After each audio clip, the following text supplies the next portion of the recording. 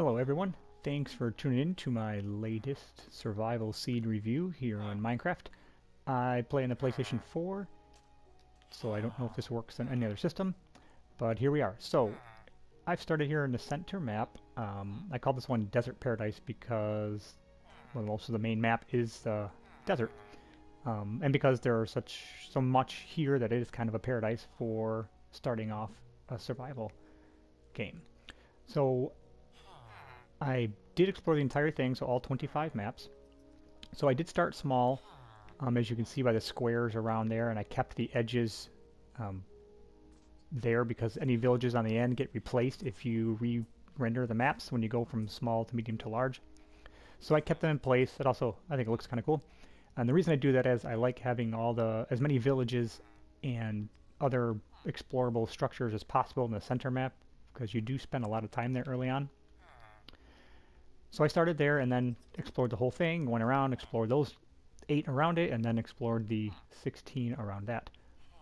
So I am here, right here in the center map, and then I'm going to go and show you some of the cool features about this. So we have here a village, a good size one too actually, with a desert temple right in the middle of it. And if we just zoom down, not too far away, there is another one.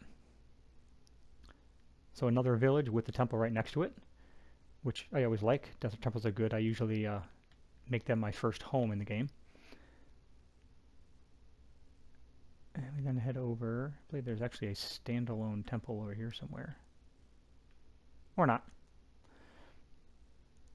But if we go up a little ways of the map this way,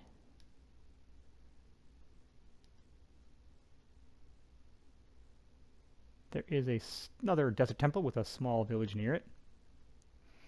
And then within a very short distance of that, another temple with a village nearby, another good-sized village nearby. Over here, yet another desert temple with a village nearby. And then, to top it off, another small village all the way towards the top of the center map.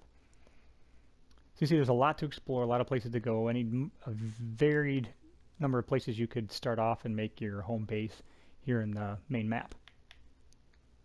So I'm going to show through some of the other things in here, some cool features. Now in total, the map had 255 shipwrecks. So this is my first seed review since the aquatic update came out.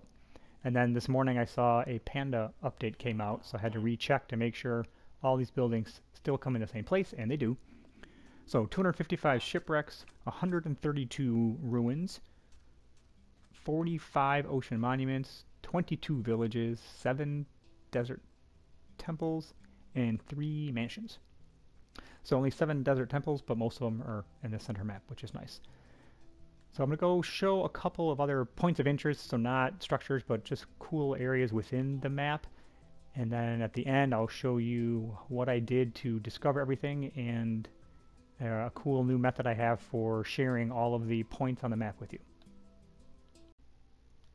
And here we are at the first of the few cool areas I wanted to show you. Sort of called this tree hill. Can you imagine the kind of tree house you could build if you found some way to link those together?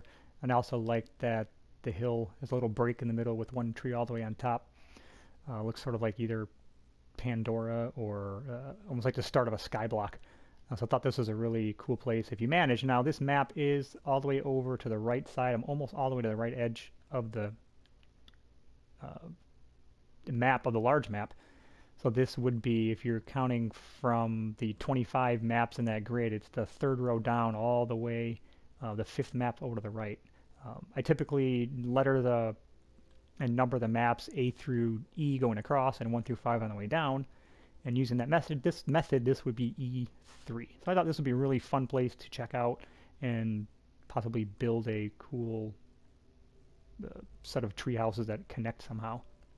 Now I'll hop over to the next one for you. And here's the second natural wonder I wanted to show.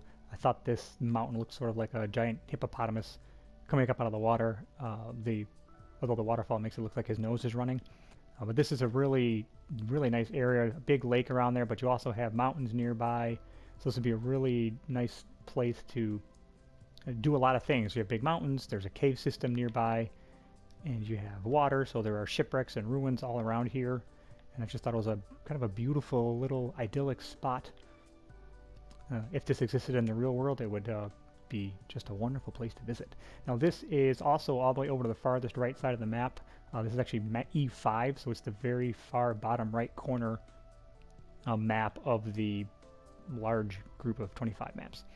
So I'm heading over to one more location and then get back to my home base of operations and show you the coolest features or some of the things I did when discovering this map. Be back soon. And here's another cool landform that I thought was really interesting. So this is an enormous series of hills. And I thought they were especially fun because they each have sort of these big holes in them that you can navigate through. But it's just this enormous collection of sort of inlets and holes through the mountain that you can possibly, if you're more of a dwarf dweller type of person rather than an elf tree living kind of person, as in the first place I showed you, it's maybe more your style. But it's this enormous area of hills. Now this, I actually brought the wrong map, so this would be BC5, so the bottom map right in the middle of those 3 rows. And so now I'll head back to one more. I did think of one other place I wanted to show you, and then we will get back down to the fun part, the part where I really nerded out exploring this map and plotting and documenting all these areas of interest. And here we are at the last one. Not quite as spectacular looking. I just thought it was really interesting. I'd never seen a pillar naturally form inside a hill, a cave inside a hill like that before. So I thought that was an interesting feature that sort of randomly generated. It is also quite a hill featured mountainous area full of exploring opportunities that I thought was still a pretty fun place on the map. Now this is map B5, so the bottom lower to the lowest row of those large group of 25, the second one from the left end. So this would be B5 if you're using the same plotting mechanism as I did. So now I'll head back to home base and explain some of the details of how I got all these points plotted. So here we are back at home, and just to finish this off, I wanted to explain sort of what I did. So as you can see, and I explained before, I did the first map in the middle first. Now the important thing is, if you're going to do this and play in survival, is you need to discover the entire map, at least all of the land, for 2 reasons. One, if you have a village that's close to the edge and you move to the next map, it may disappear entirely if you haven't discovered it yet and replace it. That's the other reason I keep the map edges. I don't redraw them. Even so, I did load this a couple of times testing to make sure it would work. And if I don't discover all of the first area of the map before moving on to the next size, one of the villages actually disappeared. Actually, the one I'm in now disappeared, where only the desert temple was left. So one of the challenges as I tried going through this in survival mode was to uncover all the land before sleeping it or saving the game or anything, to make sure all these structures did appear. And I don't know if that was just a weird glitch that happened to me, because every other time I've loaded it, the map looked like this with all the villages and temples where they are. And so the next trick I did is, as I went through here, I actually plotted all these points. I used to hand write them down and remember, leave notes to myself of what the good ones were. So instead I started actually plotting them all in a spreadsheet. So I'm going to hop over to the computer and show you how that worked out. So here I moved over to the computer. Sorry if my voice sounds a little different. I'm using a different microphone over here. But here's what I do. So I start with the map, and then I go through and explore everything. I document everything. I used to hand write things down and draw maps and put little things on there to identify what was what. But instead, I just decided to load everything into a spreadsheet. Pretty much any spreadsheet software will do, as long as it has some advanced features to allow you to do the next step, which is, after collecting it all, putting all the information into a scatter chart. And I picked different icons for the different types, shipwrecks to the dark green, ruins the light green, etc. And then the last step is to overlay that over the actual map. And it is fairly accurate, because the mansion brown squares fit almost exactly over where you see them on the map. So I think these are pretty good, and if you were just using this as a guide, you should be able to find everything just that way. Now it is possible I missed some things. I do try to go through it quickly, but I did my best to find everything.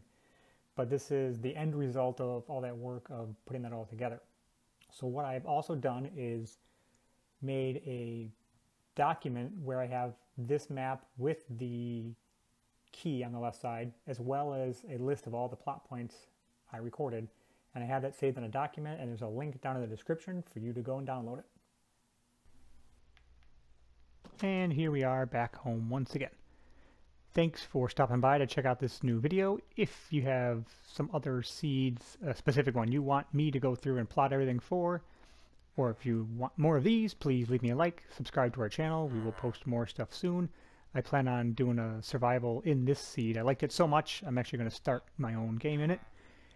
And if you have any issues with the download link, let me know. I'll find some other means to get that. And other than that, thanks for watching, and until next time, we'll see you later.